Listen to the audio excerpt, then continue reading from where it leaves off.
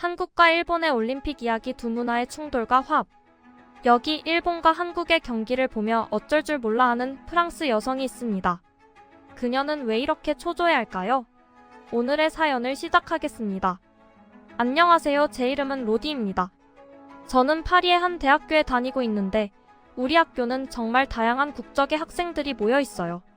요즘 캠퍼스에서 가장 핫한 주제는 단연 파리 올림픽입니다. 어느 날 오후 저는 친구들과 함께 캠퍼스 잔디밭에 앉아 올림픽 이야기를 나누고 있었어요. 제 옆에는 한국에서 온 유학생 민지가 있었는데 민지가 BTS 진이 성화봉송에 참여한다는 소식을 전하자 모두가 환호성을 질렀습니다. K-팝의 인기가 파리에서도 대단하거든요. 저는 곧 열릴 코리아하우스 이야기도 꺼냈습니다. 한국 문화를 직접 체험할 수 있는 기회라 모두가 관심이 많았죠. 하지만 한 사람만 빼고요. 바로 일본에서 온 유학생 유키였습니다. 유키는 불편한 표정으로 조용히 앉아 있었어요. 제가 그녀에게 의견을 물었을 때 유키는 차갑게 대답했습니다. 난 별로 관심 없어. 민지가 이유를 물었을 때 유키는 한숨을 쉬며 말했어요. 그냥 올림픽이 그렇게 대단한 행사인지 모르겠어. 특히 한국 문화만 강조되는 것 같아서. 그 순간 분위기가 갑자기 불편해졌습니다. 저는 얼른 화제를 돌리려 했지만 이미 긴장감이 감돌기 시작했어요. 유키의 발언에 우리 모두 놀랐습니다. 그녀는 계속해서 말을 이어갔습니다. 현재 파리올림픽 준비 과정이 많이 미흡해 보여 걱정이 돼. 도쿄올림픽은 코로나 팬데믹이라는 전례 없는 상황 속에서도 성공적으로 치러냈는데 말이야. 저는 눈썹을 치켜 올렸어요. 도쿄올림픽이 성공적이었다고? 많은 사람들이 그렇게 생각하지 않는다는 걸 알고 있었거든요. 하지만 유키는 도쿄올림픽이 정말 대단했고 모든 것이 완벽했다고 주장했습니다. 방역 대책부터 경기 운영까지 말이에요. 프랑스는 이를 본보기로 삼아야 한다고 하며 배우려는 자세가 전혀 없어 보인다고 했습니다. 민지가 조용히 끼어들어 유키의 말이 과장된 것 같다고 했지만 유키는 고개를 저었습니다. 그건 다 외부의 시선이고 실제로 일본은 최선을 다했으며 결과적으로 성공적인 올림픽을 만들어냈다고 주장했습니다. 반면 파리의 준비 상황을 보면 걱정이 많이 된다고 말했어요. 저는 유키의 말에 동의할 수 없었습니다. 파리올림픽 준비위원회가 열심히 일하고 있다는 걸 알고 있었거든요. 제가 조심스럽게 의견을 말했지만 유키는 여전히 납득하지 못하는 것 같았어요. 오히려 파리올림픽이 한국 문화 홍보에만 열중하는 것 같다고 말했죠. 이 말에 민지가 화를 참지 못하고 반박했습니다. 올림픽은 모든 나라의 문화를 존중하고 즐기는 자리야. 긴장감이 고조되는 가운데 저는 중재자 역할을 해야 한다고 느꼈어요. 두 사람을 중재하며 화제를 돌려 대화를 이어갔지만 사실 저도 민지의 말에 동의했습니다. 하지만 그 상황에서 민지 편만 들면 감정의 골이 더 깊어질 것 같아 누구의 편도 들지 않았죠. 올림픽 개막식이 시작되었고 유키의 말이 증명이라도 되듯 파리에는 여러 가지 문제점들이 속출하기 시작했어요. 개막식 다음 날 학교에서 친구들과 올림픽에 대해 이야기를 나누던 중 유키가 갑자기 큰 소리로 말했습니다. 프랑스 올림픽은 완전 망했어. 내가 말했던 게 맞지 않아? 이런 대책 없는 올림픽은 처음 봤다니까. 유키의 말에 친구들이 놀란 듯 쳐다봤어요. 저는 속으로 유키의 말에 동의는 했지만 왠지 기분이 묘하게 나빴어요. 프랑스 사람으로서 자존심이 상했던 걸까요? 그런데 유키는 거기서 멈추지 않고 계속 말을 이어갔어요. 그리고 도쿄올림픽 때 골판지 침대 썼다고 온갖 욕을 다 먹더니 이번엔 그대로 따라하는 프랑스의 꼴이라니 정말 웃기지 않아? 유키는 비웃듯이 말했고 그 모습을 보니 더 기분이 안 좋아졌어요. 맞는 말이긴 했지만 그렇게 노골적으로 비웃는 태도가 불편하게 느껴졌죠. 다른 친구들도 유키의 말에 동의하는 듯 고개를 끄덕이고 있었습니다. 저는 뭐라고 반박하고 싶었지만 딱히 할 말이 없었죠. 결국 프랑스가 실수를 저질렀다는 건 부인할 수 없는 사실이니까요. 그 순간 제가 프랑스 사람으로서 느끼는 자부심과 올림픽에 대한 실망감 사이에서 복잡한 감정이 들었어요. 유키의 말이 맞다는 걸 인정하면서도 한편으로는 우리나라를 변호하고 싶은 마음도 있었죠. 이런 상황에서 어떻게 대처해야 할지 고민되는 순간이었습니다.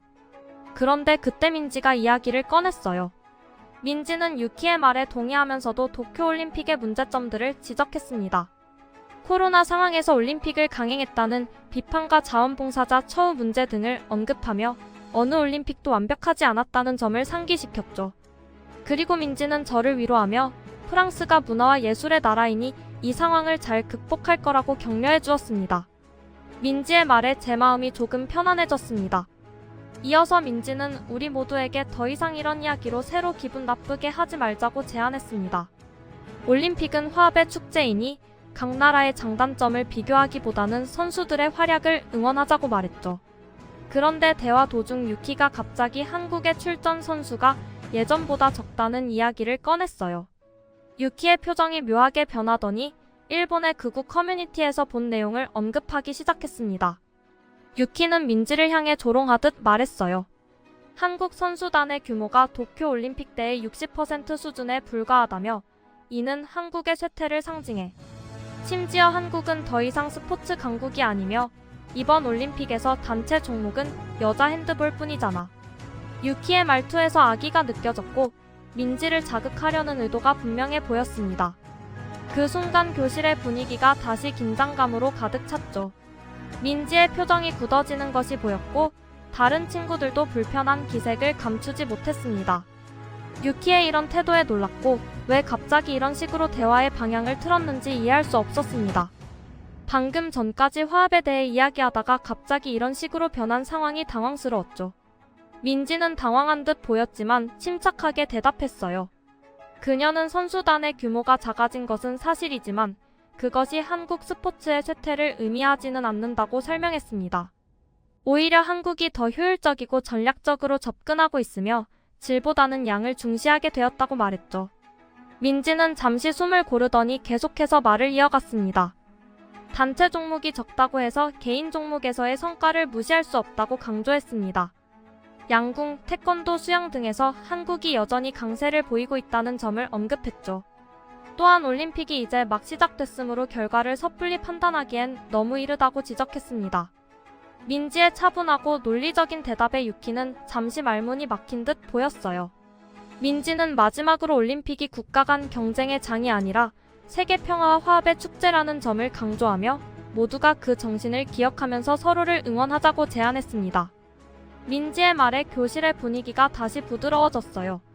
저는 올림픽 이야기에서 민감하게 반응하며 다른 나라를 공격하는 유키의 태도가 이해되지 않았습니다. 그녀의 행동은 단순한 경쟁심을 넘어서 악의적으로 느껴졌습니다.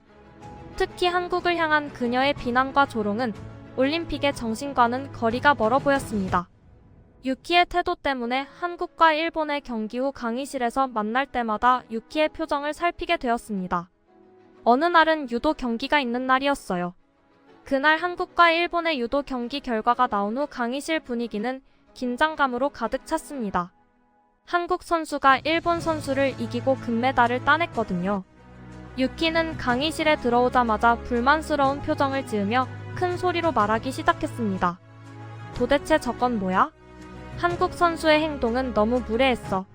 승리 후 과도한 세리머니는 유도 정신에 어긋나는 거라고. 유키의 말에 민지와 다른 친구들의 표정이 굳어졌습니다. 유키는 계속해서 한국 선수의 태도를 비난하며 심지어 판정에 대해서도 의혹을 제기했습니다.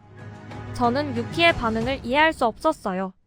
경기에서 진 것은 아쉽겠지만 그렇게까지 과민 반응을 보일 필요는 없다고 생각했거든요. 더구나 유키가 말하는 무례한 행동이라는 것도 그저 승리의 기쁨을 표현한 것에 불과해 보였습니다. 그리고 무엇보다 유키의 주장은 굉장히 일방적이었어요. 일본 선수의 행동에 대해서는 전혀 언급하지 않았거든요. 사실 경기 직후 일본 선수가 패배를 받아들이지 못하고 한동안 울며 자리를 뜨지 않았던 장면이 있었습니다. 많은 사람들이 그 모습을 보고 철없는 애 같다고 말했죠. 하지만 유키는 이 부분에 대해서는 전혀 얘기하지 않았어요. 오직 한국 선수의 행동만을 문제 삼고 있었죠. 유키의 태도는 정말 이해하기 어려웠습니다. 그 일본 선수의 행동은 자국 내에서도 많은 비판을 받았다고 들었거든요. 스포츠맨십에 어긋난다, 성숙하지 못하다는 등의 비난이 쏟아졌다고 해요. 그런데 유키는 이 부분은 완전히 무시한 채 오직 한국 선수의 행동만을 문제 삼고 있었습니다. 이건 명백한 이중잣대였습니다. 자기 나라 선수의 행동은 눈 감아주면서 다른 나라 선수의 행동은 과도하게 비난하는 모습이 너무 부적절해 보였습니다. 내로남불이라는 말이 딱 맞는 상황이었죠. 자기 편은 되고 남은 안 된다는 식의 태도는 공정함과는 거리가 멀었습니다. 이런 편견과 차별적인 시각이 국가 간의 갈등을 더 키우는 것 같아 안타까웠죠. 그리고 저는 사실 한국의 신유빈 선수가 너무 귀여워 그 선수의 경기는 꼭 챙겨보게 되었습니다. 신유빈과 일본 선수의 경기가 있던 날, 저는 큰 기대를 안고 TV 앞에 앉았어요. 경기가 시작되고 신유빈 선수의 멋진 플레이에 흠뻑 빠져 있었죠. 그런데 갑자기 이상한 일이 벌어졌어요. 3세트가 끝나고 4세트를 시작하려는데 일본 선수가 코트에 나타나지 않는 거예요. 처음에는 잠깐 쉬는 시간이 길어진 건가 싶었어요. 하지만 1분, 2분, 3분. 시간이 흘러도 일본 선수는 나타나지 않았죠. 신유빈 선수는 당황한 듯 코트에서 왔다 갔다 하며 기다리고 있었어요. 5분이 지나도록 상대 선수가 나타나지 않자 해설자들도 혼란스러워하기 시작했습니다. 이런 경우는 처음 봅니다. 무슨 일이 있는 걸까요? 라며 의아해했죠. 저도 TV 앞에서 어리둥절한 채로 기다렸어요. 이런 상황이 올림픽에서 벌어질 수 있다는 게 믿기지 않았거든요. 신유빈 선수의 리듬이 깨지지 않을까 걱정도 되고 이런 행동이 스포츠맨십에 어긋나는 건 아닌지 의문도 들었어요. 이 모든 상황이 너무 이상했고 일본 선수의 행동에 대해 의문이 생겼습니다. 무슨 일이 있었던 걸까? 그리고 이런 행동이 공정한 경기 운영에 어떤 영향을 미칠지 궁금해졌죠. 일본 선수가 돌아온 후 경기가 재개되었지만 분위기는 완전히 달라져 있었어요. 신유빈 선수가 이전에 좋은 흐름을 잃어버린 것 같아 보여 정말 안타까웠습니다. 경기 초반에 보여줬던 신유빈 선수의 자신감 넘치는 모습이 사라지고 조금은 주춤하는 듯한 플레이를 보였어요. 5분이라는 긴 중단 시간이 그녀의 집중력과 리듬에 영향을 미친 것 같았습니다. 일본 선수는 오히려 이 중단 시간을 이용해 재정비를 한 듯 보였어요. 돌아온 후 더 공격적인 플레이를 펼치며 점수 차이를 좁혀갔죠. 저는 TV 앞에서 안절부절 못하며 신유빈 선수를 응원했습니다. 제발 원래의 페이스를 찾아줘. 라고 마음속으로 외쳤죠. 하지만 경기의 흐름은 쉽게 바뀌지 않았어요. 이 상황을 보며 스포츠에서 심리적인 요소가 얼마나 중요한지 다시 한번 깨달았습니다. 그리고 동시에 일본 선수의 행동이 과연 정당했는지, 이런 일이 다시 발생하지 않도록 어떤 규정이 필요할지 고민하게 되었죠. 일본 선수는 0대3으로 지고 있을 때 이대로면 후회할 것 같아서 옷을 갈아입었다고 했습니다. 다음날 학교에 갔더니 유키는 또 올림픽 이야기를 꺼내며 조금만 더 잘했으면 신유빈 선수를 이겼을 거야 라고 이야기하더군요. 유키의 말에 저는 순간 당황스러웠어요. 어제 있었던 일에 대해 전혀 언급하지 않고 마치 아무 일도 없었다는 듯이 말하는 유키의 태도가 이해되지 않았거든요. 저는 참지 못하고 물었습니다. 유키, 넌 어제 경기 중 5분 동안 일본 선수가 사라진 일에 대해서는 어떻게 생각해? 유키는 잠시 당황한 듯 보였지만 곧 태연하게 대답했어요. 아, 그거? 옷을 갈아입어야 했대. 별거 아니야. 그 말을 듣고 저는 더욱 화가 났어요. 5분이나 경기를 중단시키고 상대 선수의 리듬을 깨뜨린 행동을 그렇게 가볍게 넘기는 태도가 너무 실망스러웠거든요. 게다가 유키는 계속해서 일본 선수가 얼마나 열심히 했는지 조금만 더 기회가 있었다면 이길 수 있었을 거라고 주장했습니다. 마치 신유빈 선수의 승리를 인정하기 싫어하는 것 같았죠. 저는 유키의 이런 태도에 점점 더 불편함을 느꼈어요. 스포츠에서는 페어플레이 정신이 중요한데 유키는 그런 기본적인 원칙조차 무시하는 것 같았거든요. 민지는 이 상황에서 대인배적 면모를 보이며 말했습니다. 유키, 나도 경기를 봤어. 양 선수 모두 최선을 다했고 결과적으로 신유빈 선수가 이겼지. 하지만 그게 일본 선수가 못했다는 뜻은 아니야. 오히려 어려운 상황에서도 끝까지 최선을 다한 모습이 인상적이었어.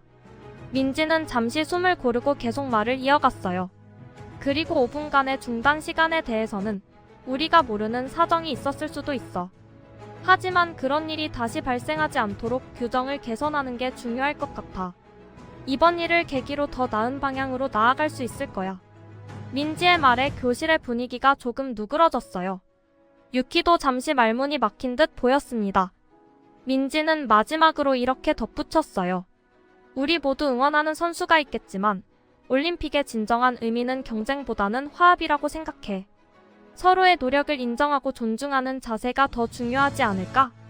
민지의 성숙한 태도에 저도 감명을 받았습니다.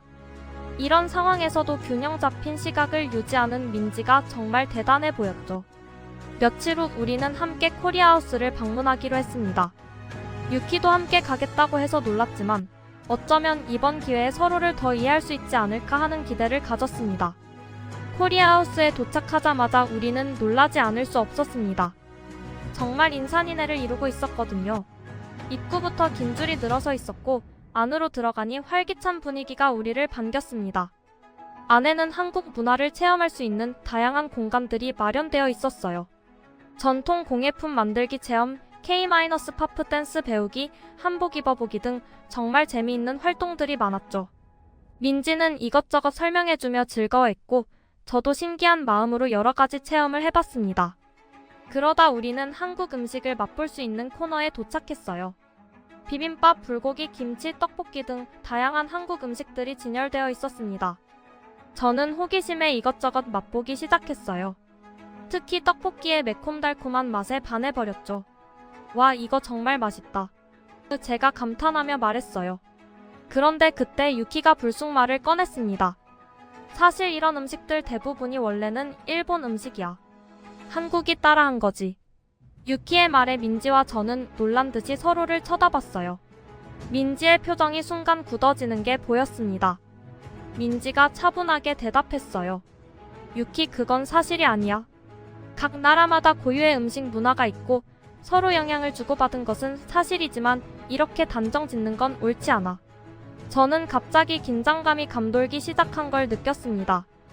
유키의 발언이 또다시 문제를 일으킬 것 같아 걱정되었죠. 하지만 동시에 이런 상황을 어떻게 해결해 나가야 할지 고민하게 되었습니다.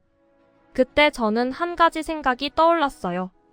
음식의 기원을 따지는 것보다 지금 이 순간 우리가 함께 즐기고 있다는 게 더 중요하지 않을까요? 각 나라의 음식이 가진 고유한 맛과 특징을 존중하면서 서로의 문화를 이해하는 기회로 삼는 게 어떨까요? 제 말에 민지가 고개를 끄덕였고 유키도 잠시 생각에 잠기는 듯 했습니다. 그렇게 우리는 다시 음식을 맛보며 대화를 이어갔습니다. 비록 완전히 해결된 것은 아니지만 적어도 그 순간만큼은 음식을 통해 서로의 문화를 이해하려 노력했죠. 유키와 민지를 보고 있자니 문득 프랑스와 영국의 관계가 떠올랐어요. 역사적으로 라이벌이면서도 때려야 뗄 수 없는 두 나라의 모습이 그들에게서 보이는 것 같았습니다. 프랑스와 영국처럼 유키와 민지도 서로 경쟁하고 때로는 충돌하면서도 어딘가 묘하게 닮아 있어요. 둘 다 자국에 대한 자부심이 강하고 서로를 견제하면서도 은근히 상대방의 장점을 인정하는 모습이 보이더라고요. 또 둘의 관계에서는 오랜 역사적 갈등이 느껴졌어요. 마치 프랑스와 영국이 수세기에 걸친 라이벌 관계를 가지고 있는 것처럼 유키와 민지 사이에도 양국의 복잡한 역사가 그림자를 들이우고 있는 듯 했습니다. 이번 파리올림픽은 정말 한국으로 인해 큰 이슈가 되었어요. 그것도 아주 긍정적인 방향으로 말이죠. 사실 이번 올림픽은 여러 가지 문제점들로 인해 실패할 뻔했지만 한국의 참여와 기여 덕분에 많은 부분에서 성공을 거둘 수 있었습니다. 이런 상황에서 2018년 평창 동계올림픽을 떠올리게 되네요. 평창올림픽은 역사적으로 굉장히 성공한 올림픽으로 기록되잖아요. 한국의 뛰어난 준비 능력과 운영 노하우가 빛을 발한 결과죠. 이런 한국의 철저함은 정말 대단해요. 일본의 경우 2020 도쿄올림픽 2021년 개최를 치르면서 코로나19라는 특수한 상황 때문에 어려움을 겪었지만 평창올림픽과 비교하면 준비나 운영 면에서 아쉬운 점이 많았어요. 한국의 꼼꼼함과 철저함을 따라가지 못한 것 같아요. 그리고 이번 파리올림픽을 보면서 한국의 올림픽 운영 능력이 얼마나 뛰어난지 다시 한번 느끼게 됐습니다. 만약 한국이 이번 올림픽을 주최했다면 이런 문제들은 없었을 거라는 생각이 들더라고요. 2028년 동계올림픽도 파리에서 열린다고 하니 솔직히 좀 걱정되네요. 이번 파리올림픽처럼 최악의 올림픽이라는 오명을 받지 않았으면 좋겠어요. 어쩌면 파리 조직위가 한국의 올림픽 운영 노하우를 배워야 할지도 모르겠어요. 결국 올림픽 운영에 있어서는 한국이 최고라고 말할 수 있을 것 같아요. 평창 올림픽의 성공을 보면 한국의 능력은 정말 대단하다고 생각합니다. 다른 나라들도 한국의 이런 점을 배워야 할 것 같아요. 한국의 올림픽 운영 노하우와 준비 능력은 정말 세계 최고 수준이라고 자신있게 말할 수 있을 것 같습니다. 앞으로의 올림픽도 한국처럼 성공적으로 치러졌으면 좋겠어요. 이번 올림픽이 끝난 후 민지와 유키와 함께 한국과 일본을 가보기로 했어요. 사실 일본보다 한국이 더 기대되지만 그들 앞에서 티를 냈다간 둘이 또 싸울까봐 조용히 찾아보고 있답니다. 한국에 다녀온 친구들의 말로는 엄청난 곳이라던데 대학생인 제가 갈 만한 곳을 댓글로 알려주시면 여행 계획에 참고하겠습니다. 감사합니다. 오늘은 프랑스에서 온 로디의 사연을 들어보았는데요. 오늘의 사연이 마음에 들었다면 구독과 좋아요 눌러주세요.